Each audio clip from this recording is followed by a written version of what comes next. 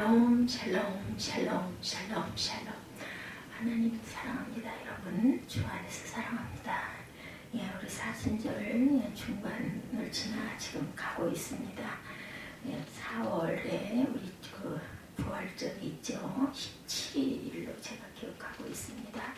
우리가 가면서 예수께서 이 땅에 오셔가지고 제자들을 데리고 제자들을 양육하시고 그리고 교회를 세우신 귀하신 뜻, 그리고 다시 돌아가시고 십자가에서 사흘 만에 다시 살아나신 그 삶을 통해서 우리 또한 새 생명을 받은 귀한 은혜를 더 깊이 생각하고 감사하는 사순절 기간이 되시기 바랍니다. 오늘은 마태복음 13장 1절에서 9절 말씀이 너무나 잘 아는 말씀이죠. 4가지 땅에 떨어진 씨앗의 비유를 우리가 함께 은혜로 나누고 갑니다. 하나님 나라에 대한 예수님의 첫 번째 비유이기도 합니다. 씨 뿌리는 농부의 비유로 알려진 내용이죠. 내용은 아주 단순하고 우리가 너무 많이 들은 말씀, 너무 많이 들었겠습니까? 중요하기 때문에 그 의미는 아주 깊습니다. 예수께서 말씀하신 다른 비유들을 해석하는 기초가 되기도 한다는 것. 어떤 씨는 길가에 떨어져 열매 맺지를 못했어요. 그렇죠? 어떤 씨는 흙이 얇게 덮여있는 돌밭에 떨어져서 뿌리를 내리지 못하고 말라 죽고 맙니다. 열매를 맺지 못했어요. 역시 가시덤불에 떨어진 씨는 가시덤불이 흙의 영양분을 다 뺏어가서 또한 열매를 맺지 못했습니다. 좋은 양분을 먹지 못하면 죽죠. 사람도 영양을 잘 공급하지 못하면 영양 실조가 걸려서 결국은 죽고 맙니다. 좋은 땅에 떨어진 씨앗은 100배, 60배, 30배의 열매를 맺는다 이렇게 말씀하세요. 이 비유를 들으면서 열매 맺지 못하는 이유를 둘러싸고 있는 슬픈 소식을 또한 우리가 느낄 수 있어야 합니다. 길가와 돌밭과 가시덤불에 뿌려진 씨앗들이 열매 맺지 못한 채 생명의 기능성을, 생명의 가능성을 파손되고 그것은 슬픈 소식으로 우리가 여겨야 된다는 것. 예수께서 배에 오르셔서 호숫가에 있는 많은 무리를 가르치실 때 이 비유를 가장 먼저 말씀을 하셨습니다. 전혀 다른 동기를 가지고 있거나 호기심 때문에 또한 사람들이 몰려드는 군중 심리로 사람들이 또 함께 뭐야 무슨 소식이야? 그러면서 사람 막 몰려가니까 쫓아가서 이렇게 들여다보는 사람들도 많았겠죠. 그런 군중심리로 사람들이 모였어요. 그래서 무리들이라고 얘기합니다. 무리들, 너희 무리들. 이 비유 말씀대로 예수님의 말씀이 열매를 맺지 못한 사람이 많았을 거예요. 슬픈 소식입니다. 오늘날 저와 여러분들 사이에도 교회들 안에도 이런 사람들이 많다라는 거죠. 열매 맺지 못한 사람들, 슬픈 소식. 예수님의 말씀을 직접 들었는데도 열매 맺지 못하는 그릇된 마음의 상태가 바로 슬픈 소식일 수밖에 없죠. 또 한편으로는 기쁜 소식이 있습니다. 씨앗이 좋은 땅에만 뿌려지지 않고 길가나 돌밭이나 가시덤불에 뿌려진다는 것이 어찌 보면 기쁜 소식. 그릇된 마음의 토양을 가진 사람들에게도 하나님의 말씀에 씨앗이 뿌려지면 우리가 생각하지 못했던 놀라운 변화가 나타날 수 있다는 거죠. 하나님 말씀의 능력이 놀라운 변화를 일으킬 수 있다는 것이 기쁜 소식이자 소망의 소식입니다. 예수께서 말씀하신 4가지 토양의 종류는 4종류의 결정된 인생을 의미하는 것이 아니라는 것. 어떤 사람은 길가로 태어나서 길가로 살다가 길가 같은 인생으로 죽고, 어떤 사람은 돌밭으로 태어나 돌밭으로 살다가 돌밭으로 죽고, 어떤 사람은 가시덤불로 태어나 가시덤불로 살다가 가시덤불로 죽는다는 결정된 운명의 종류를 뜻하는 것이 결코 아니라는 것을 또한 우리가 보아야 합니다. 말씀은 항상 긍정의 눈으로 볼 줄 알아야 되겠다. 모든 이들이 마음에 있는 상태를 말씀하는 거죠. 우리 마음 한쪽에는 길가와 같이 단단해진 마음이 있습니다. 다른 한쪽에 돌같이 돌들이 있어서 말씀의 씨앗이 뿌리 내리지 못하는 그런 것도 있습니다. 마음 한쪽에. 또 한편으로는 가시덤불이 자라나서 하나님의 말씀이 열매를 맺지 못하고 가로막히기도 합니다. 그러나 좋은 땅도 있어서 일부 열매를 맺기도 한다는 것.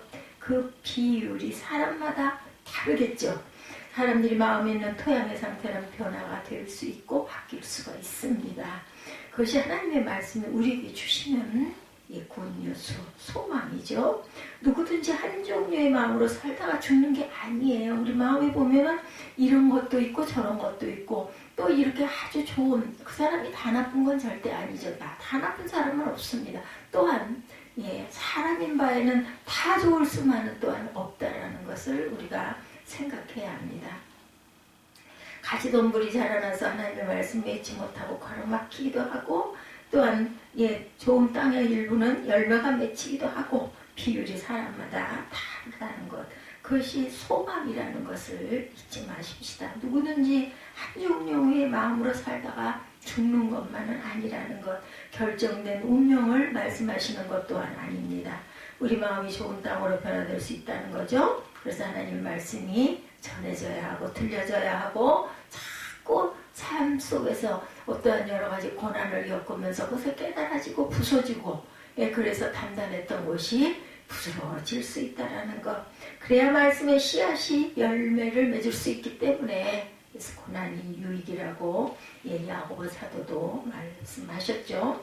우리가 이러한 믿음의 기대를 가지고 계속 말씀의 씨앗을 뿌리고 또한 받아야 합니다. 자신의 마음 상태를 분별하고 열매 맺는 마음으로 토양이 변화될 수 있도록 하나님 앞에 자신을 드려야 한다는 것. 길가, 반항적인 마음이죠. 열매 맺지 못하는 첫 번째 땅은 길가입니다. 길가는 반항적인 마음의 토양을 의미하죠. 죄로 말미암아 타락한 인간의 마음은 단단한 길가와 같다. 하나님 말씀의 씨앗이 거부합니다. 반항합니다. 대적합니다. 길가는 많은 사람이 밟고 다녀서 흙이 단단하게 굳어버린 상태를 의미합니다. 많은 죄로 인하여 상처와 아픔을 겪게 될 때 우리 마음의 토양이 단단해집니다. 사랑받지 못하고, 가정에서 한 번도 격려와 인정을 받지 못하고, 존중받지 못하고, 사회에서 늘 배척당하고 차별당하고 무시당하면서 마음의 토양이 단단하게 굳어져 버렸어요. 그래서 사람을 마음을 열고 대하지 못하고 누군가를 사랑하지 못하는 단단한 마음의 토양이 되고 말았습니다. 너무 단단해져서 다른 사람의 사랑을 받아들이지 못할 뿐만 아니라 다른 사람에게 다가가지도 못하는 마음의 토양이 있습니다. 근본적으로 하나님 말씀에 대한 반항, 대적, 불순종하는 마음이 그 사람 안에, 우리 안에, 제 안에, 여러분 안에 있기 때문에 이런 것도 있다라는 것. 또한 수많은 사람이 주목하는 거리처럼 인생의 성공을 거듭하고 많은 사람에게 인용받고 칭찬받고 존경받는 영향력 있는 사람의 마음은 스스로를 위대하게 여겨서 단단해질 수가 있어요. 너무나 성공을 하다 보면 이러한 위험도 우리는 모두 다 갖고 있습니다. 어떤 종류든 하나님의 말씀을 받아들이지 않는 반항적인 마음이 우리 마음에 있습니다. 사단은 이러한 마음 상태의 사람의 말씀을 들을 때 별로 염려하지 않을 거예요. 너는 단단하니까 절대로 씨가 뿌려져가지고 열매를 맺지 못할 것이다. 사단이 간과합니다. 왜냐하면 말씀이 그 마음에 들어올 수 없기 때문이에요. 알고 있는 거죠. 많이 압니다. 사단이 금방 와서 그 말씀의 씨앗을 가져가 버리기 때문이죠. 우리의 영혼과 마음의 토양에 하나님 말씀의 씨앗이 뿌려져 열매 맺는 것이 얼마나 중요한지 모릅니다. 여러분들 기쁨, 희열 느껴보셨죠? 말씀 속에서 뭔가 작은 어떤 것을 발견했을 때, 빛을 발견했을 때 얼마나 기쁩니까?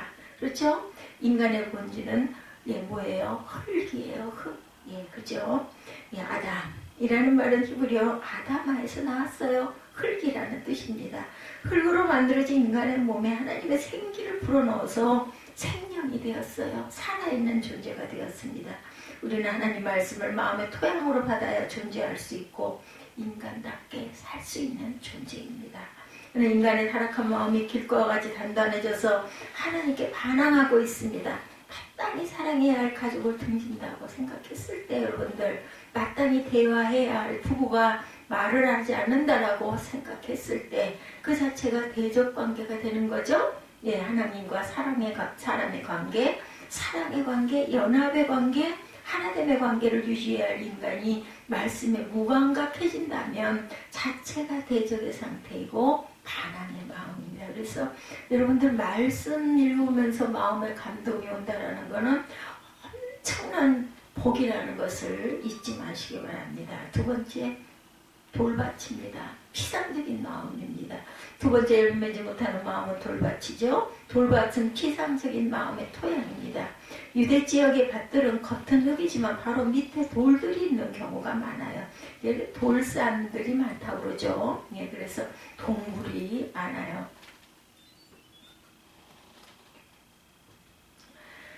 유대 지역에는 돌이 많기 때문에 실제로 평야가 아주 일부라고 합니다. 돌밭에 있는 흙은 씨앗을 빨리 받아들여서 먼저 싹을 낸다고 그래요. 왜냐하면 돌이 온돌 효과를 내서 싹이 먼저 난다고 하네요. 경험 많은 농부들은 싹이 빨리 나는 것은 결국 뿌리 내리지 못한다는 것을 압니다. 듣기는 잘 듣고 감정적으로 잘 받아들이는데 깊이 뿌리 내리지 못하게 하고 열매 맺지 못하게 하는 인간의 마음의 상태를 의미합니다.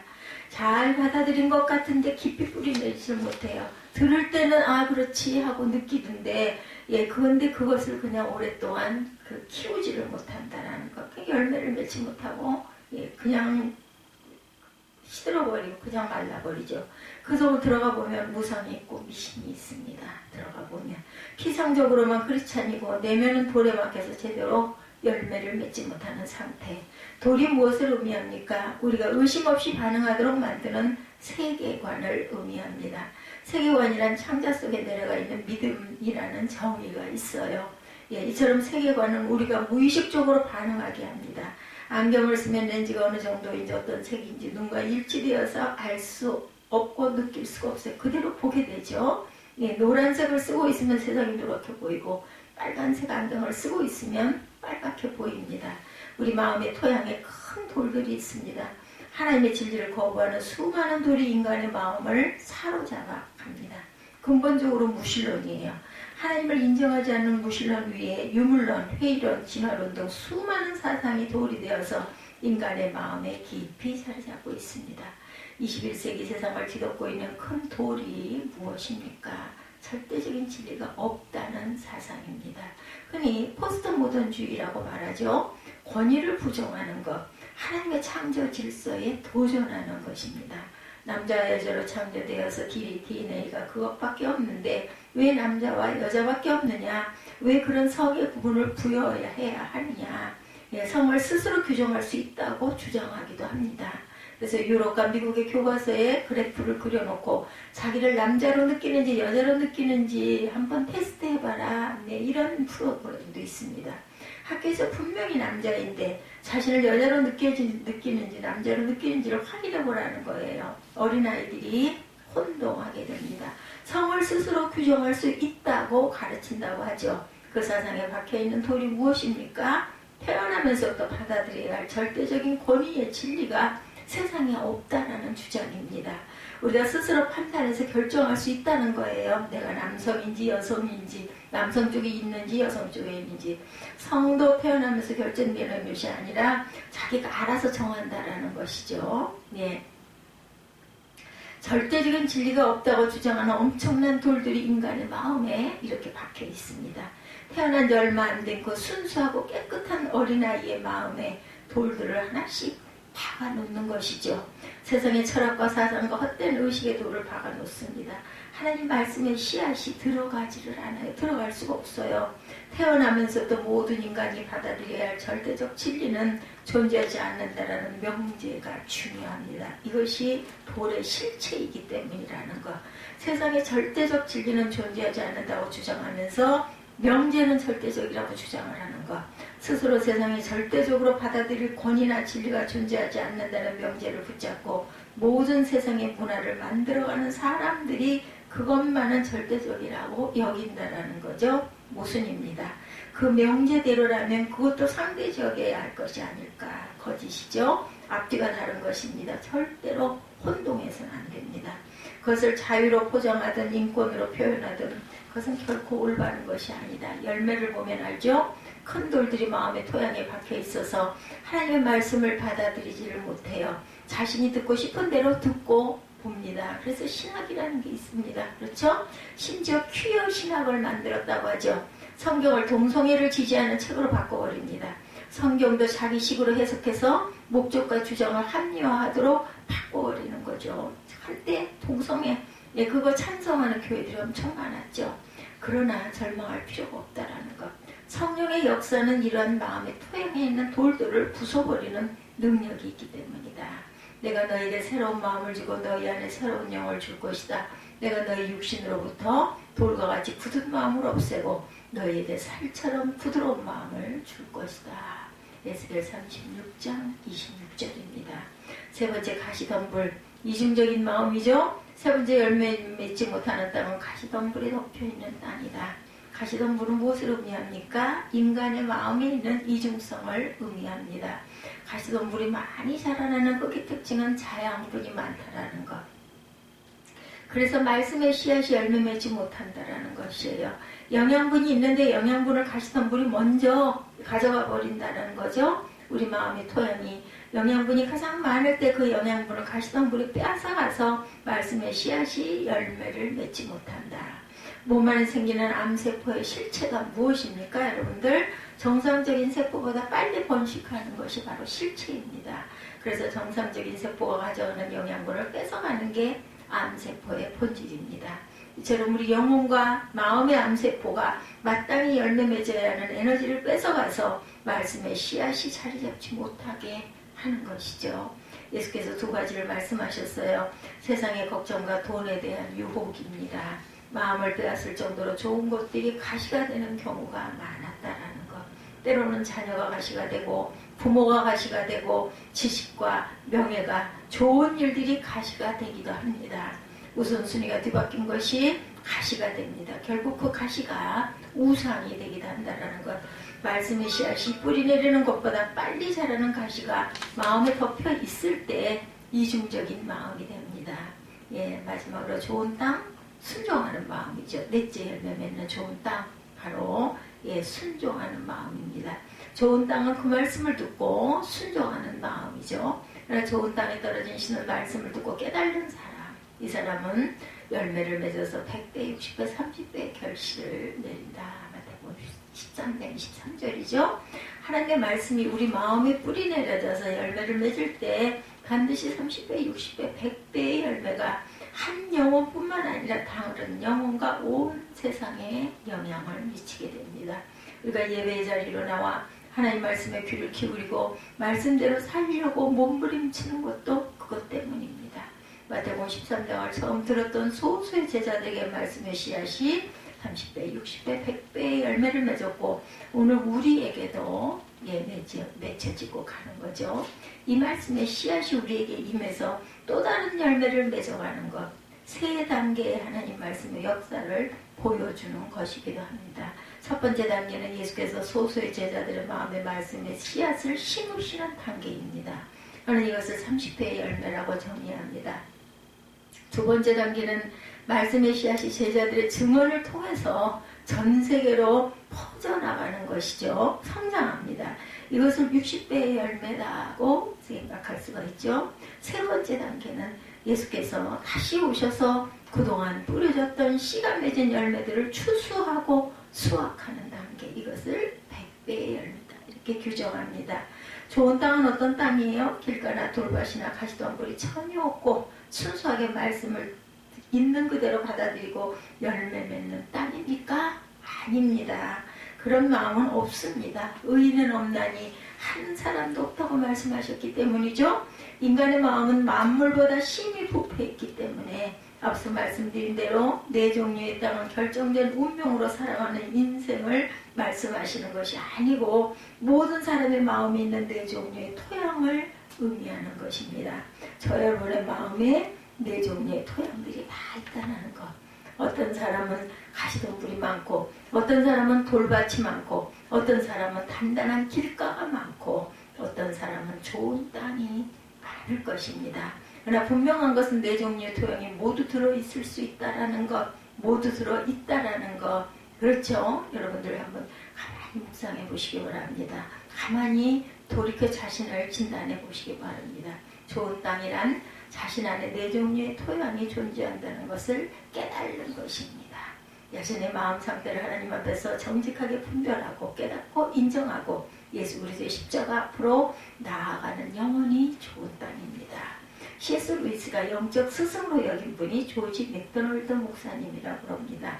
그분의 글과 설교를 통해 회심했다 그래요. C.S. 루이스는 조지 맥도날드 목사님을 이렇게 평가합니다. 나는 그리스도의 영에 이처럼 가까이 있는 사람을 보지 못했다. 이분보다 더 가까이 있는 사람을 나는 발견하지 못했다. 극찬을 합니다. 그런데 정작 조지 맥도날드 목사님은 자신의 마음 토양에 대해서 이렇게 고백합니다.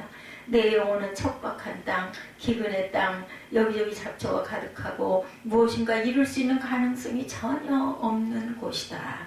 누가 그리스도의 영에 가까이 있는 사람입니까, 여러분? 네. 내 영혼이 얼마나 척박하고 얼마나 기근이 있고 얼마나 가시가 많고 얼마나 큰 돌들이 많이 박혀있고 얼마나 단단한지를 깨닫고 하나님 앞에 나아가는 영혼이 좋은 땅입니다. 가시가 많고 길가가 많고 돌밭과 같은 마음이 변화될 수 있습니다. 그리스도의 십자가 보혈과 성령의 능력으로 마음의 토양이 변화될 수 있다고 믿습니다.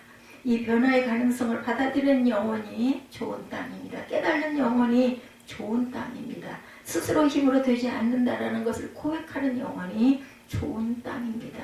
우리 안에 박혀있는 엄청난 돌은 스스로 빼낼 수가 없어요.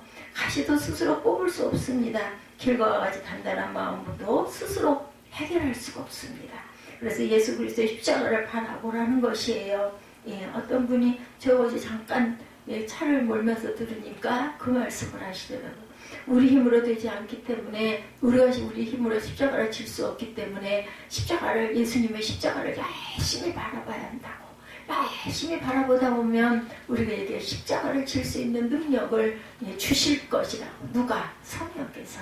그것을 사모해야 한다고. 그래서 저는 차를 핸들을 몰면서 아멘 했습니다. 맞습니다. 내가 스스로 질 수 없어요. 나는 부족하고 나는 그 십자가 지고 싶지 않고 나는 고난이 너무 힘이 들고 나는 너무 절망스럽고 그렇기 때문에 사모하는 마음으로 자꾸 십자가 예수 그리스도의 십자가를 내가 바라봐야 되겠다.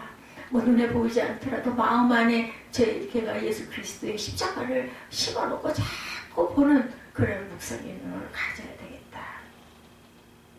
그분의 죽음과 부활로 우리에게 성령의 능력이 부어질 때 묵은 마음의 토양이 기억되는 것이고 가시덤불이 불태워지는 것이라는 것을 절대로 잊지 마십시다. 성령의 역사로 돌이 부서지는 것, 마음의 토양은 이렇게 다듬어지고 기경이 된다는 것.